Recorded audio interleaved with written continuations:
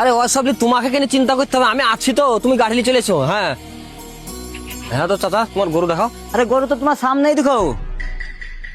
চাচা তোমার মাল তো খুব একটা ভালো লাগে না, তা দাম বলো। দাম আর কি বলবো, দুইটিতে 30 থেকে 60,000 দিও। না না না চাচা, বেশি হয়ে যাবে, দুইটিতে 15-15 30,000 দেবো, ছেড়ে দাও মাল। না পারবো না, 50 করো। ওইসব ধানায় ফানায় বাদ দাও, তোমার থাক আমার থাক, এলাও ধরো 40,000, মাল ছেড়ে দাও। টাকা ঠিক আছে তো? আরে চাচা ওয়ালি তোমাকে চিন্তা করতে হবে না, টাকা বেশি হবে তা কম হবে না। হ্যাঁ তাহলে গরু নিয়ে চল যাও। লিয়ে যাবো লোক আসছে। হ্যাঁ ওইদিকে চলে এসছে। আরে তোমাকে তো বললাম গাড়ি আনিও, গাড়ি কই তোমার, মাল নিয়ে যাবা কিসে? অলি তোমাকে চিন্তা করতে হবে না, তুমি দাম বলো। 1 লাখ। হাট বেশি হয়ে গেছে, 60,000।